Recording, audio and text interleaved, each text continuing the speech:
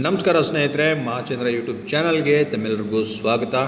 ಸ್ನೇಹಿತರೆ, ಇವತ್ತು ನಡೆದಂತಹ ಸಚಿವ ಸಂಪುಟ ಸಭೆಯಲ್ಲಿ ನೋಡಿ, ಸರ್ಕಾರಿ ನೌಕರರ ಆರೋಗ್ಯ ಸಂಜೀವಿನಿ ಯೋಜನೆಯ ಬಗ್ಗೆ ಶ್ರೀನಿವಾಸ GH ತರೀಕೆರೆ ಇವರು ಸದಸ್ಯರು ಕೇಳಿದಂಥ ಪ್ರಶ್ನೆಗೆ ಮಾನ್ಯ ಮುಖ್ಯಮಂತ್ರಿಗಳು ಉತ್ತರವನ್ನು ಕೊಟ್ಟಿದ್ದಾರೆ.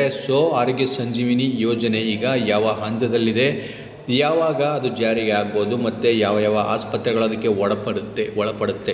ಈ ರೀತಿ ಕ್ವಶನ್ಗಳಿಗೆ ನೇರವಾಗಿ ಮತ್ತು ಅತ್ಯಂತ ಪ್ರಾಮಾಣಿಕವಾದ ಉತ್ತರವನ್ನು ಕೊಟ್ಟಿದ್ದಾರೆ. ಯಾವ ಸ್ಟೇಜ್ನಲ್ಲಿದೆ ಅಂತ ನಿಮಗೆ ಈಗ ಪ್ರಮುಖವಾದ ಮಾಹಿತಿ ಇಲ್ಲಿ ಲಭ್ಯ ಆಗುತ್ತೆ. ವಿಡಿಯೋನ ಸ್ಕಿಪ್ ಮಾಡದೆ ಪೂರ್ತಿಯಾಗಿ ನೋಡಿ. ಹಾಗೆ ನಮ್ಮ ಚಾನಲ್ನ ಇನ್ನೂ ಯಾರ್ಯಾರು ಸಬ್ಸ್ಕ್ರೈಬ್ ಮಾಡ್ಕೊಂಡಿಲ್ಲ ಅವರು ಈ ಕೂಡಲೇ ಸಬ್ಸ್ಕ್ರೈಬ್ ಮಾಡ್ಕೊಳ್ಳಿ ಸ್ನೇಹಿತರೆ.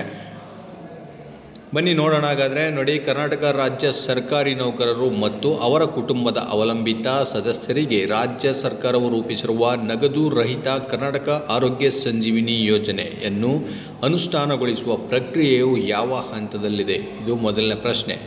ಇದಕ್ಕೆ ನೋಡಿ, ಮಾನ್ಯ ಮುಖ್ಯಮಂತ್ರಿಗಳು ನೀಡಿರ್ತಕ್ಕಂಥ ಉತ್ತರ ಈ ರೀತಿ ಇದೆ.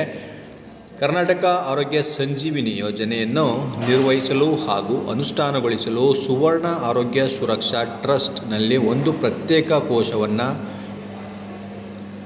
ಅವಶ್ಯಕವಿರುವ ಹುದ್ದೆಗಳೊಂದಿಗೆ ಸೃಜಿಸಿ ಆದೇಶಿಸಲಾಗಿದೆ ಮತ್ತು ಅವಶ್ಯವಿರುವ ಮೂಲ ಸೌಲಭ್ಯಗಳ ಪೂರೈಕೆ ಹಾಗೂ ತಂತ್ರಾಂಶ ಅಭಿವೃದ್ಧಿಪಡಿಸಲು ಸುವರ್ಣ ಆರೋಗ್ಯ ಸುರಕ್ಷಾ ಟ್ರಸ್ಟ್ಗೆ ಅನುದಾನವನ್ನು ಬಿಡುಗಡೆ ಮಾಡಲಾಗಿದೆ. ಕರ್ನಾಟಕ ಆರೋಗ್ಯ ಸಂಜೀವಿನಿ ಯೋಜನೆಯನ್ನು ಜಾರಿಗೊಳಿಸುವ ಕಾರ್ಯನೀತಿಗೆ ಸಂಬಂಧಿಸಿದಂತೆ ಸೂಚನೆಗಳನ್ನು ನೀಡಲಾಗಿದೆ. ಸರ್ಕಾರಿ ನೌಕರರು ತಮ್ಮ ಅವಲಂಬಿತ ಕುಟುಂಬದ ಸದಸ್ಯರೊಂದಿಗೆ ಈ ಯೋಜನೆಯಡಿ ನೋಂದಾಯಿಸಿಕೊಳ್ಳಲು ನಮೂನೆಗಳನ್ನು ನಿಗದಿಪಡಿಸಿ ಆದೇಶಿಸಿದ್ದು, ಶೀಘ್ರವಾಗಿ ನೋಂದಾಯಿಸಿಕೊಳ್ಳುವಂತೆ ಸೂಚನೆಗಳನ್ನು ನೀಡಲಾಗಿದೆ. ಮತ್ತು ನೋಡಿ, ಸಿಬ್ಬಂದಿಗಳ ಅಗತ್ಯ ಮಾಹಿತಿಯನ್ನು HRMS ದತ್ತಾಂಶದಲ್ಲಿ ಅಳವಡಿಸುವ ಕಾರ್ಯವೂ ಸಹ ಜಾರಿಯಲ್ಲಿದೆ. DDO ಯೂಸರ್ ಮ್ಯಾನ್ಯುಯಲ್ ಮತ್ತು ಮೊಬೈಲ್ ಯೂಸರ್ ಮ್ಯಾನ್ಯುಯಲ್ಗಳನ್ನು ಎಲ್ಲ DDOಗಳಿಗೆ HRMS ತಂತ್ರಾಂಶದಲ್ಲಿ ಲಭ್ಯಪಡಿಸಲಾಗಿದೆ. ಈ ಯೋಜನೆಯನ್ನು ಅನುಷ್ಠಾನಗೊಳಿಸಲು ಸರ್ಕಾರಿ ನೌಕರರಿಗೆ ಅನುಗುಣವಾಗುವಂತೆ ತಂತ್ರಾಂಶ ಅಭಿವೃದ್ಧಿ ಕಾರ್ಯವು ನೋಡಿ SAST ಹಂತದಲ್ಲಿ ಪರಿಶೀಲನೆಯಲ್ಲಿದೆ. ಈ ಯೋಜನೆಯನ್ನು ಶೀಘ್ರದಲ್ಲಿಯೇ ಜಾರಿಗೊಳಿಸಲು ಕ್ರಮ ಕೈಗೊಳ್ಳಲಾಗ್ತಾ ಇದೆ ಅಂತ ಅವರು ಉತ್ತರವನ್ನು ಕೊಟ್ಟಿದ್ದಾರೆ. ಹಾಗೆ ನೋಡಿ, ಅದರ ಬಗ್ಗೆ ಇನ್ನೊಂದು ಪ್ರಶ್ನೆಯನ್ನು ಕೇಳಲಾಗಿದೆ. ಏನಂದರೆ, ಸದರಿ ಯೋಜನೆಗೆ ಯಾವ ಆಸ್ಪತ್ರೆಗಳನ್ನು ಅಧಿಸೂಚಿಸಲಾಗಿದೆ? ಜಿಲ್ಲಾವಾರು ಪಟ್ಟಿಯನ್ನು ನೀಡುವುದು ಅಂತ ಇವರು ಪ್ರಶ್ನೆಯನ್ನು ಮಾಡಿದ್ದಾರೆ. ಅದಕ್ಕೆ ತಕ್ಕಂತೆ ನೋಡಿ,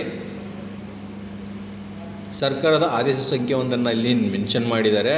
ಅದರಲ್ಲಿ ಈಗಾಗಲೇ ಸುವರ್ಣ ಆರೋಗ್ಯ ಟ್ರಸ್ಟ್ ಸುರಕ್ಷಾ ಟ್ರಸ್ಟ್ನ ವಿವಿಧ ಯೋಜನೆಗಳಡಿಯಲ್ಲಿ ಮತ್ತು ಕರ್ನಾಟಕ ಸರ್ಕಾರಿ ನೌಕರರ ನಿಯಮಗಳು, ವೈದ್ಯಕೀಯ ಹಾಜರಾತಿ ನಿಯಮಗಳು 1963 ಅಡಿ ನೋಂದಾಯಿತವಾಗಿರುವ ಜ್ಯೋತಿ ಸಂಜೀವಿನಿ ಯೋಜನೆ ಸೇರಿದಂತೆ ನೋಂದಾಯಿತವಾಗಿರ್ತಕ್ಕಂಥ ಖಾಸಗಿ ಆಸ್ಪತ್ರೆಗಳನ್ನು KASS ಯೋಜನೆಯಡಿ ಅಂದರೆ ಆರೋಗ್ಯ ಸಂಜೀವಿನಿ ಯೋಜನೆಯಡಿ ಭಾವಿತ ನೋಂದಣಿಗೆ ಒಳಪಡಿಸಲು ಅನುಮತಿಸಲಾಗಿದೆ. ಈ ಯೋಜನೆಯಡಿ ಖಾಸಗಿ ಆಸ್ಪತ್ರೆಗಳ ಜೊತೆ ನೂತನವಾಗಿ ಒಪ್ಪಂದ ಮಾಡಿಕೊಳ್ಳುವ ಪ್ರಕ್ರಿಯೆ ಸಂಬಂಧಿಸಿದ ಕಾರ್ಯವು ಕೂಡ ಪ್ರಗತಿಯಲ್ಲಿದೆ. ಜ್ಯೋತಿ ಸಂಜೀವಿನಿ ಯೋಜನೆ ಯಾವ ಆಸ್ಪತ್ರೆಗಳಲ್ಲಿ ದೊರೀತಾ ಇದೆ, ಆ ಹಾಸ್ಪಿಟ್ಲ್ಗಳೆಲ್ಲ ಈಗ ಆರೋಗ್ಯ ಸಂಜೀವಿನಿ ಯೋಜನೆ ಅದರ ಫಲವನ್ನು ಪಡ್ಕೋಬೋದಾಗಿದೆ.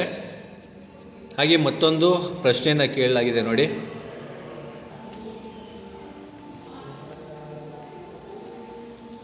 ರಾಜ್ಯ ಸರ್ಕಾರಿ ನೌಕರರು ಹಾಗೂ ಅವರ ಕುಟುಂಬದ ಸದಸ್ಯರಿಗೆ ನಗದು ರಹಿತ ವೈದ್ಯಕೀಯ ಚಿಕಿತ್ಸೆ ಸೌಲಭ್ಯವನ್ನು ಯಾವ ಕಾಲಮಿತಿಯಲ್ಲಿ ಅನುಷ್ಠಾನಗೊಳಿಸಲಾಗುವುದು ಅಂತ. ಇದಕ್ಕೆ ಉತ್ತರವನ್ನು ಕೊಟ್ಟಿರ್ತಕ್ಕಂಥ ಮಾನ್ಯ ಮುಖ್ಯಮಂತ್ರಿಗಳು, ರಾಜ್ಯ ಸರ್ಕಾರಿ ನೌಕರರು ಹಾಗೂ ಅವರ ಕುಟುಂಬದ ಸದಸ್ಯರಿಗೆ ಪ್ರಸ್ತುತ ಕರ್ನಾಟಕ ಸರ್ಕಾರಿ ನೌಕರರ ವೈದ್ಯಕೀಯ ಹಾಜರಾತಿ ನಿಯಮಗಳು 1963 ಅಡಿ ವೈದ್ಯಕೀಯ ವೆಚ್ಚ ಮರುಪಾವತಿ ಮತ್ತು ಜ್ಯೋತಿ ಸಂಜೀವಿನಿ ಯೋಜನೆ ಅಡಿಯಲ್ಲಿ ನಗದು ರಹಿತ ವೈದ್ಯಕೀಯ ಚಿಕಿತ್ಸೆ ಜಾರಿಯಲ್ಲಿರುತ್ತೆ. ಕರ್ನಾಟಕ ಆರೋಗ್ಯ ಸಂಜೀವಿನಿ ಯೋಜನೆಯ ಅನುಷ್ಠಾನಕ್ಕೆ ಸಂಬಂಧಿಸಿದಂತೆ ಪ್ರಶ್ನೆ ಸಂಖ್ಯೆ ಆ ಮತ್ತು ಆ ಎರಡರಲ್ಲಿ ತಿಳಿಸಿದಂತೆ ಪ್ರಕ್ರಿಯೆ ಜಾರಿಯಲ್ಲಿದ್ದು, ಶೀಘ್ರವಾಗಿ ಜಾರಿಗೊಳಿಸುವಲ್ಲಿ ಕ್ರಮ ವಹಿಸಲಾಗ್ತಾ ಇದೆ. ಆದಷ್ಟು ಬೇಗ ಈ ಆರೋಗ್ಯ ಸಂಜೀವಿನಿ ಯೋಜನೆ ಜಾರಿಯಾಗುವ ಹಂತದಲ್ಲಿದೆ ಸ್ನೇಹಿತರೆ.